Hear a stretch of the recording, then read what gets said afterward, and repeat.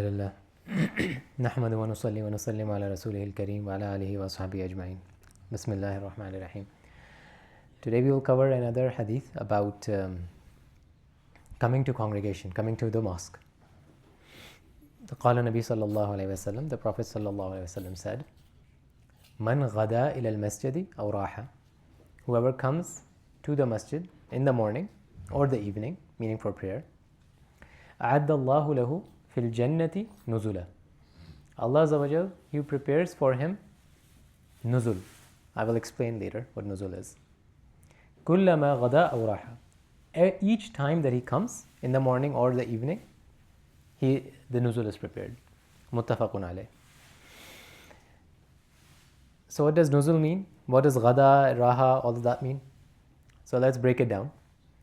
Firstly, nuzul. Nuzul is, if Asiba, if I came to your house the first day, first time, never came to your house before, you invited me. When I would come to you, would there be something for me usually? Prepare the best way I could do, like your house and everything, the welcome, everything should be the best way. Exactly. So you know how you said, I'm going to repeat so the sisters can hear it too.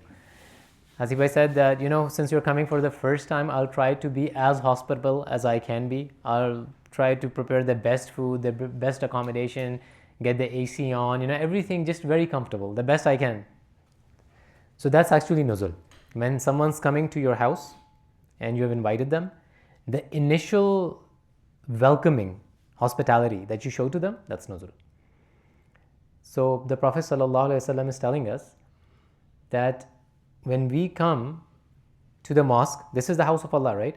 So when we come to the house of Allah, whether it's for the morning prayers or the evening prayers or the night prayers, each time we come, Allah Azza wa Jal, He prepares a nuzul for us in Jannah. So kullama means every time that you come. So if you come 5 times a day, 5 times is prepared. Okay, so that was my one question. Now my second question is going to be for Eric. So Eric, when I come to your house, let's say I'm coming all the way from Pakistan. I had like an international flight. It took me about 36 hours to get to your place. I land, I get to your house. I have a bunch of luggage, I'm wearing a backpack, I'm tired, sweating a little bit because it's hot. Are you going to just give me the feast right away, or what are you going to do? As soon as I enter your house, what's going to happen? On the first day, like the whole entire attention is directed towards you too, so trying to get you as comfortable as possible. Very good. Yes, absolutely. So so what Eric said was that initially my attention will be directed towards making you comfortable, right? Because you're tired, obviously. You cannot enjoy the feast without that. If you're extremely sleepy and something and an amazing feast is placed before me, I would be like, dude, I can barely stay awake. So Allah Azza wa Jal, He prepares that feast. Now the characteristics if we understand a little bit of the characteristics of the feast, it will be very easy for us to understand another critical question that I'll pose. Actually, I'll pose the question right now. If we're doing it right now, why can't we get the feast right now? So one of the wisdoms is that this is a feast from Jannah. So you know how Eric said he would first make me comfortable? So why? So I can actually enjoy it to the max. Now this is something that has flavors that we have never tasted before, and we will never taste in this world. So in another hadith it says that there are about 70 distinct flavors that are present in the food of paradise that are not present in the food of this world. How many flavors do we have in this world? How many primary flavors do we have in this world? So many. No. Primary, very few. Sweet, salty, bitter, hot. That's it. Nothing else. It's just the combination of these flavors that gives us so many dishes that we never run out. We can have Bangladeshi cuisine, we can have Pakistani cuisine, we can have Western cuisine, we can have Mediterranean. There are hundreds and thousands of dishes, if not more, in the world, just by a different combination of these 4 flavors. Now imagine if there were 70 flavors. They would never end. So we are not even equipped with detecting more than 4 flavors. So Allah Azza wa Jalla, He wants us to enjoy the feast at its fullest. And these are the taste buds that will be unlocked Not in this world, but the next one.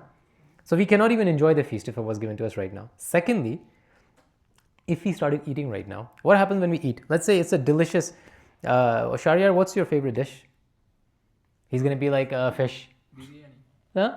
Biryani? No, dude, you're Bangladesh. You can have biryani for your favorite dish, but it's okay. Biryani is like epidemic. It's a biryani epidemic in the world going on right now. But yeah, so what was I gonna say? Yes, biryani. Let's say you were very hungry.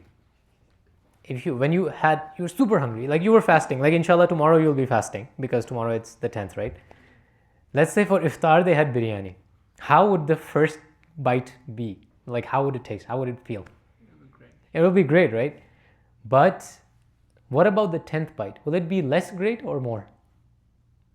Less. What about the 100th one? You'd be like, I'm done.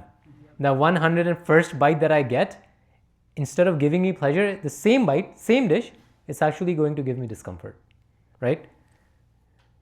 So Allah Azza wa Jalla is now imagine if Hasiba is preparing such a grand feast for me, imagine what Allah will prepare for us. So He wants us to enjoy it properly. So what happens in Jannah when you go? There's another hadith from Sunan ibn Majah, in which the Prophet ﷺ, he describes a believer's appetite in paradise, whether it's a woman or a man. He says, Yu'ta, he will be given the appetite of mi'ata rajul, at least 100 people, that person. And not just for eating, but fil ukul, wa shurb, wa shahwa, wal jima. So there are different things, for eating, for intimacy, for drinking, for even the pleasure, the desires that we have, even those will be multiplied.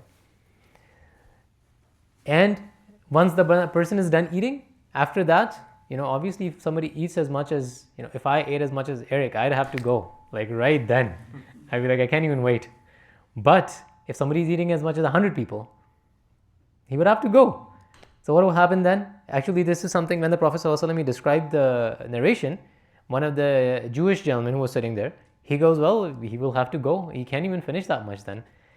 The Prophet ﷺ says, no, in Jannah, the going will be different too. You will just sweat and it will smell like musk, the sweat.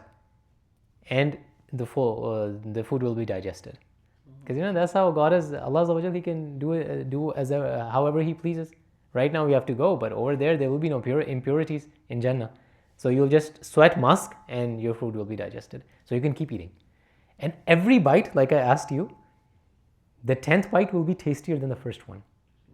So it keeps getting better and better. So imagine now this is the feast that Allah Azza wa Jalla has prepared for us. So now can we enjoy this over here? Absolutely not. Like we can't even enjoy a part of it. So that's why it's getting prepared. Every time we come to the masjid, a feast is prepared. And each time we go back, so how in our busy life, when we come to the masjid, it actually seems like a daunting task. We get very tired. And even though we want to pray, we just like, dude, I'm so tired. I just want to go home. If there was no, transporting from one place to another, coming to the masjid, if the conveyance wasn't there, I would go, but right now I can't. So Allah is telling us it's not the praying, that's different. Just coming to the masjid is this. Just coming and going back. Every time you're doing that, you're getting this. Just for the coming and going, not the praying. So may Allah Azza wa Jal grant us the ability to be able to accumulate these massive feasts for us. And in Jannah, it's Allah Azza wa Jal's feast. So it's not just going to be restricted to food, inshallah. It will be a lot more stuff as well.